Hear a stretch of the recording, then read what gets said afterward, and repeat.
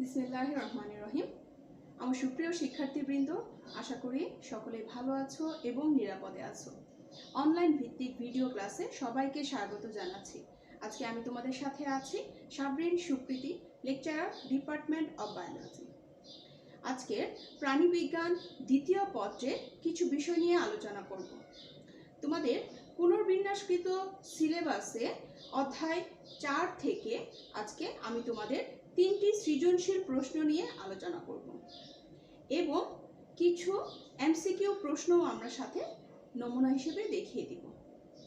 তো চলো শুরু করা যাক। আমাদের প্রথম সৃজনশীল প্রশ্নটি হলো, মানুষের দুটি ফুসফুসের মাঝখানে একটি বিশেষ পাম্প যন্ত্র অবস্থান করে যা জীবনের শুরু থেকে শেষ পর্যন্ত বাইরের কোনো উদ্দীপনা ছাড়া স্বয়ংক্রিয়ভাবে নিয়ন্ত্রিত হয়। প্রথম ক নম্বর প্রশ্নটি হলো, অ্যানজাইনা কি? খ, ব্যারোরিসেপ্টর বলতে কি বোঝায়? গ, উদ্দীপকের অঙ্গটি বাইরের কোনো উদ্দীপনা ছাড়াই স্বয়ংক্রিয়ভাবে নিয়ন্ত্রিত হয়, ব্যাখ্যা করো। ঘ, উদ্দীপকে উল্লেখিত অঙ্গটির মাধ্যমে কিভাবে দেহে রক্ত সংবহন ঘটে, বিশ্লেষণ করো। সৃজনশীল প্রশ্ন 2। কমলের মা তার সংসারে সুগৃহিণী। ইদানিং তার মা ভারী কাজ করলে বা একটু বেশি হাঁটাহাঁটি করলে ঘন ঘন শ্বাস প্রশ্বাস নেন ও বুকে অস্বস্তি অনুভব করেন। এছাড়াও তিনি উচ্চ রক্তচাপ জনিত সমস্যায়ও ভুগছেন। এখানে প্রথম প্রশ্নটি আছে অ্যারিথমিয়া কি? খ নম্বর প্রশ্নটি আছে হার্ট ফেলিওর বলতে কি বোঝায়? গ নম্বরে আছে উদ্দীপকে উল্লেখিত প্রথম রোগের লক্ষণগুলো ব্যাখ্যা করো। এবং ঘ নম্বরে আছে উদ্দীপকে উল্লেখিত শেষোক্ত সমস্যাটি সুস্থ মানুষের দেহে বিশেষ সংবেদী স্নায়ুপ্রান্তের মাধ্যমে নিয়ন্ত্রিত হয়, বিশ্লেষণ করো। এবার আমরা সৃজনশীল প্রশ্ন 3 দেখে নিব। রফিক সাহেব বুকে তীব্র ব্যথা ও শ্বাসকষ্ট নিয়ে হাসপাতালে ভর্তি হলে ডাক্তার বিভিন্ন পরীক্ষার পর দেখলেন যে বিশেষ একটি অঙ্গের দুটি রক্তনালী বন্ধ অবস্থায় আছে। ডাক্তার বললেন অপারেশন ছাড়াই বিশেষ পদ্ধতিতে চিকিৎসা করা সম্ভব। এখানে প্রথম প্রশ্নটি হলো ব্যারো রিফ্লেক্স কি? খ, করোনারি বাইপাস বলতে কি বোঝায়? গ, উদ্দীপকের অঙ্গটি অকেজো হলে কৃত্রিম যন্ত্র স্থাপন করে হৃদস্পন্দন স্বাভাবিক রাখা যায়, ব্যাখ্যা করো। এবং সবশেষে আছে উদ্দীপকে উল্লেখিত বিশেষ পদ্ধতিটি রফিক সাহেবের রোগ নিরাময়ে কতটুকু সহায়ক হবে, বিশ্লেষণ করো। চলো এবার আমরা নমুনা সৃজনশীল প্রশ্নগুলোর উত্তরগুলো দেখে নিই। প্রথমেই আমরা সৃজনশীল 1-এর ক নম্বর প্রশ্নটি ছিল অ্যানজাইনা কি? হৃদপেশি অক্সিজেন সমৃদ্ধ পর্যাপ্ত রক্ত সরবরাহ না পেলে বুক নিষ্পেষিত হচ্ছে বা দম বন্ধ হয়ে আসছে এমন মারাত্মক অস্বস্তি অনুভূত হলে সে ধরনের বুকে ব্যথাকে অ্যানজাইনা বলা হয়। 1 নম্বর সৃজনশীলে খ নম্বর প্রশ্নটি ছিল ব্যারো রিসেপ্টর বলতে কি বোঝায়? উত্তর, মানুষের রক্তবাহিকার প্রাচীরে বিশেষ সংবেদী স্নায়ুপ্রান্ত থাকে যা রক্তচাপ পরিবর্তনে বিশেষভাবে সাড়া দেয় ও দেহের রক্তচাপের ভারসাম্য বজায় রাখে। এই সংবেদী স্নায়ুপ্রান্তকেই ব্যারোরিসেপ্টর বলে। এইসব স্নায়ুপ্রান্ত অস্বাভাবিক রক্তচাপ শনাক্ত করে কেন্দ্রীয় স্নায়ুতন্ত্রে যে বার্তা পাঠায় তার প্রেক্ষিতে কেন্দ্রীয় স্নায়ুতন্ত্র হৃদস্পন্দনের মাত্রা ও শক্তি নিয়ন্ত্রণের মাধ্যমে রক্তচাপ স্বাভাবিকীকরণে ভূমিকা পালন করে। আর এই ব্যারোরিসেপ্টর 2 ধরনের হতে পারে, উচ্চচাপ ব্যারোরিসেপ্টর এবং নিম্নচাপ ব্যারোরিসেপ্টর। এবার 1 নম্বর সৃজনশীলের গতে আমাদের প্রশ্নটি ছিল উদ্দীপকের অঙ্গটি বাইরের কোনো উদ্দীপনা ছাড়াই স্বয়ংক্রিয়ভাবে নিয়ন্ত্রিত হয়, ব্যাখ্যা করো। উদ্দীপকে উল্লেখিত অঙ্গটি হলো হৃৎপিণ্ড। বাইরের কোনো উদ্দীপনা ছাড়া এই হৃৎপিণ্ডের ক্রিয়া স্বয়ংক্রিয়ভাবে নিয়ন্ত্রিত হয়। এই ধরনের নিয়ন্ত্রণকে বলা হয় মায়োজেনিক নিয়ন্ত্রণ, অর্থাৎ স্নায়ুতন্ত্র বা হরমোন কিংবা অন্য কোনো উদ্দীপনা ছাড়াই নিজ থেকে হৃদস্পন্দন তৈরি করে। প্রকৃতপক্ষে হৃৎপিণ্ডের প্রাচীরে কিছু রূপান্তরিত হৃৎপেশি এই মায়োজেনিক প্রকৃতির জন্য দায়ী, আর এই বিশেষ রূপান্তরিত হৃৎপেশিগুলোকে বলা হয় সংযোগী টিস্যু বা জাংশনাল টিস্যু। আমরা হৃৎপিণ্ডে 4 ধরনের জাংশনাল টিস্যু দেখতে পাবো। প্রথমত আছে sinoatrial node, atrioventricular node, bundle of His এবং পার্কিনজি তন্তু। প্রথমে সাইনোঅ্যাট্রিয়াল নোড, এটি ডান অ্যাট্রিয়ামের প্রাচীরে অবস্থান করে সুপিরিয়র ভেনা ক্যাভা ছিদ্রের সংযোগস্থলে এবং স্বয়ংক্রিয় স্নায়ুতন্ত্র থেকে কিছু স্নায়ুপ্রান্ত সহ অল্প সংখ্যক হৃৎপেশিতন্তু নিয়ে গঠিত। আমরা এখানে ছবিতে দেখতে পাচ্ছি আমাদের সাইনোঅ্যাট্রিয়াল নোডকে আমরা এসএ নোড বলি। সাইনোঅ্যাট্রিয়াল নোড থেকে সৃষ্ট একটি অ্যাকশন পটেনশিয়াল ইলেকট্রিক্যাল সিগন্যালের মাধ্যমেই হার্টবিট শুরু করে।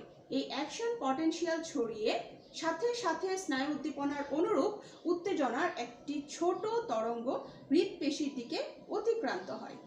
এটি অ্যাট্রিয়ামের প্রাচীরে ছড়িয়ে অ্যাট্রিয়ামের সংকোচন ঘটায়।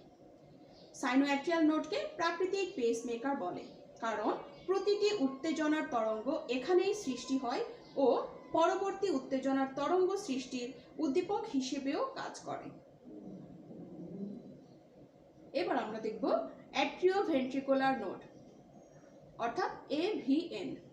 ডান অ্যাট্রিয়াম ভেন্ট্রিকলের প্রাচীরের অবস্থিত সাইনোঅ্যাট্রিয়াল নোডের অনুরূপ গঠন বৈশিষ্ট্যে এভিএন টিস্যু এভি বান্ডল নামক বিশেষ পেশিতন্তুর গুচ্ছের সাথে যুক্ত থাকে।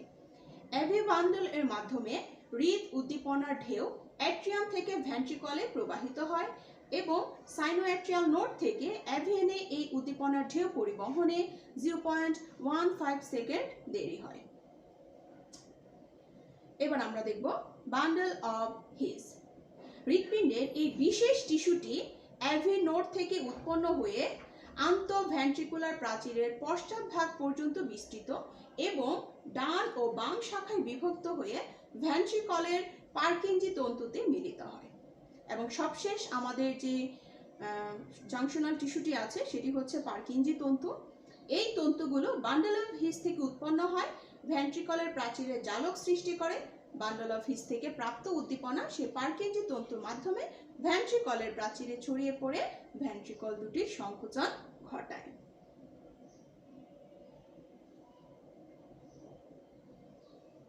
আমাদের সৃজনশীল 1-এর ঘ নম্বর প্রশ্নটি ছিল উদ্দীপকে উল্লিখিত অঙ্গটির মাধ্যমে কিভাবে দেহের রক্ত সংবহন ঘটে বিশ্লেষণ করো।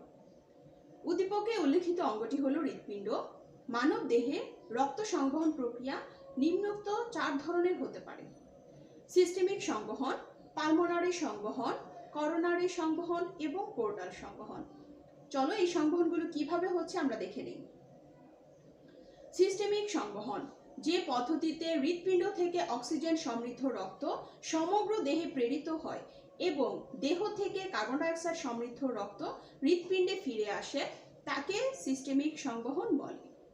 এক্ষেত্রে মহাধমনীর মাধ্যমে হৃৎপিণ্ডের বাম নিলয় থেকে অক্সিজেন সমৃদ্ধ রক্ত দেহের বিভিন্ন অংশে প্রেরিত হয় এবং বিভিন্ন শিরার মাধ্যমে কার্বন ডাই অক্সাইড সমৃদ্ধ রক্ত সংগৃহীত হয়ে দুটি মহাশিরার মাধ্যমে হৃৎপিণ্ডের ডান অলিন্দ হয়ে ডান নিলয়ে ফিরে আসে।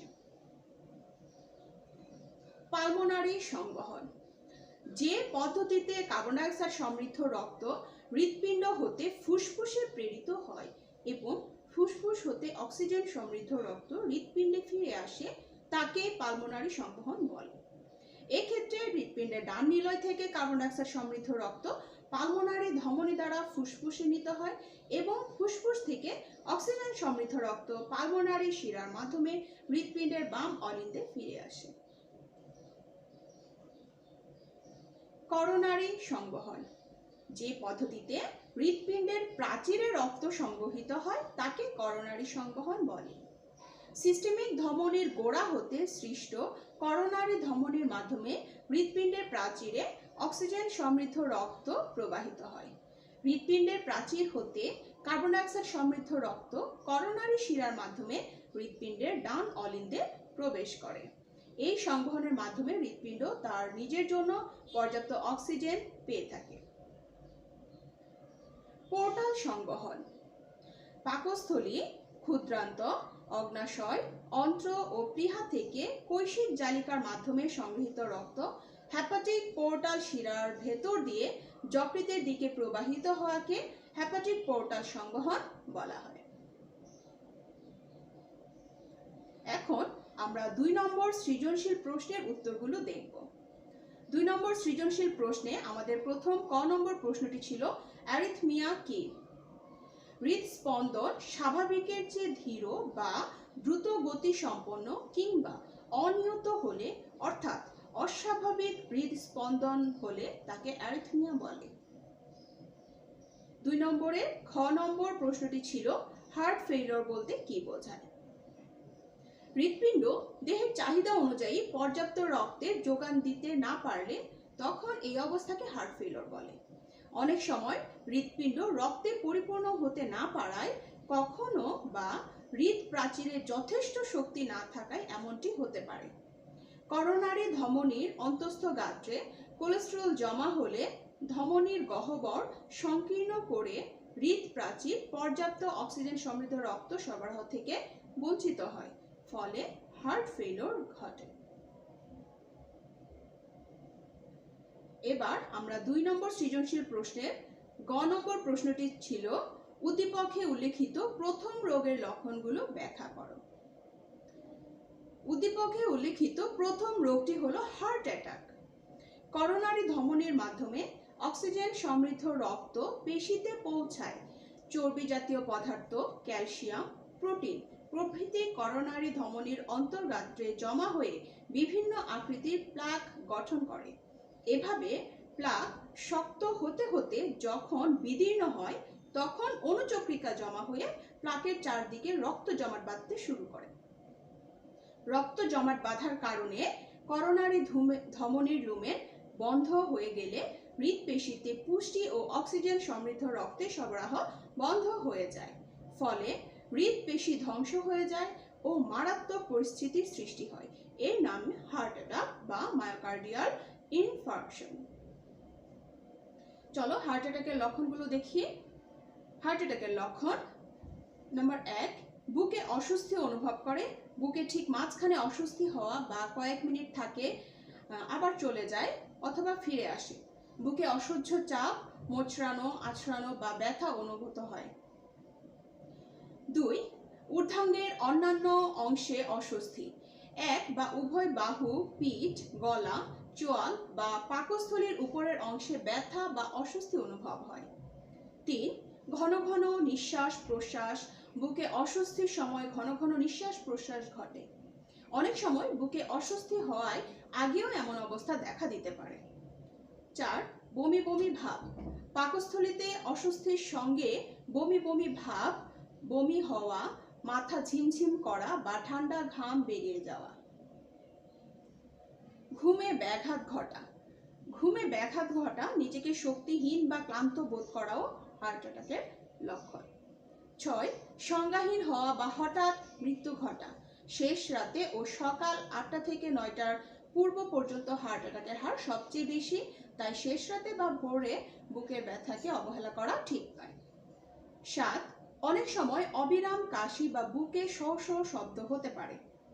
8, হার্ট অ্যাটাকের কয়েকদিনের মধ্যে পায়ে, গোড়ালিতে, পায়ের পাতা বা উদরে পানি জমা হতে পারে।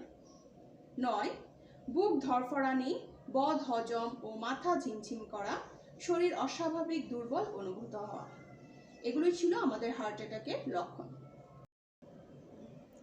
আমাদের দ্বিতীয় সৃজনশীল প্রশ্নের সর্বশেষ প্রশ্নটি ছিল ঘ নম্বর, উদ্দীপকে উল্লেখিত শেষোক্ত সমস্যাটি সুস্থ মানুষের দেহে বিশেষ সংবেদী স্নায়ুপ্রান্তের মাধ্যমে নিয়ন্ত্রিত হয়, বিশ্লেষণ করো। উদ্দীপকের শেষোক্ত সমস্যাটি হলো উচ্চ রক্তচাপজনিত সমস্যা। সুস্থ মানুষের দেহে কতগুলো রক্তনালিকা দ্বারা এই রক্তচাপের ভারসাম্য বজায় থাকে, নিচে তা ব্যাখ্যা করা হলো। রক্তনালীর প্রাচীরে বিদ্যমান কতগুলো সংবেদী স্নায়ুপ্রান্ত যা রক্তচাপ পরিবর্তনে বিশেষভাবে সাড়া দেয় সেই স্নায়ুপ্রান্তকে ব্যারোরিসেপ্টর বলে, যা মস্তিষ্কের ভেগাস স্নায়ু ও গ্লসোফ্যারেঞ্জিয়াল স্নায়ু থেকে সৃষ্টি হয়। ব্যারোরিসেপ্টর দুই ধরনের হতে পারে, উচ্চচাপ ব্যারোরিসেপ্টর এবং নিম্নচাপ ব্যারোরিসেপ্টর। উচ্চচাপ ব্যারোরিসেপ্টর ক্যারোটিড সাইনাস ও অ্যাওর্টিক আর্চের প্রাচীর গাত্রে এই জাতীয় ব্যারোরিসেপ্টর অবস্থান করে। আমরা ডান পাশে ছবিতে দেখতে পাচ্ছি aortic arch receptors and carotid sinus receptors. Baroreceptor রক্তনালীর গাত্রের স্বাভাবিক ও অস্বাভাবিকতা অনুধাবন করে এবং তা স্নায়ুর মাধ্যমে মস্তিষ্কে প্রেরণ করে, ফলে প্রতিবর্ত ক্রিয়ায় কিছুক্ষণের মধ্যে হৃদস্পন্দনের মাত্রা অস্বাভাবিক অবস্থা থেকে স্বাভাবিক অবস্থায় ফিরে আসে। রক্তচাপ কমে গেলে ব্যারোরিসেপ্টর রক্তচাপ কমে গেলে এর সংকেত প্রদানের মাত্রা কমে যায়। এই তথ্য মস্তিষ্কের মেডুলা অবলঙ্গাটায় পৌঁছে, মেডুলা অবলঙ্গাটা থেকে তথ্য রক্তনালীতে পৌঁছে এবং রক্তনালীর সংকোচন ঘটায়, যার ফলে রক্তচাপ স্বাভাবিক হয়। রক্তচাপ বেড়ে গেলে ব্যারোরিসেপ্টর এর সংকেত প্রদানের মাত্রা বেড়ে যায়, ফলে হৃদস্পন্দন ও রক্তনালীর ক্রিয়া কমে যায়। সংকেত প্রদান বন্ধ হয়ে গেলে কেন্দ্রীয় স্নায়ুতন্ত্র হৃদস্পন্দন ও রক্তনালীর ক্রিয়া বাড়িয়ে দেয়, ফলে রক্তনালীর প্রসারণ ঘটে এবং রক্তচাপ কমে যায়।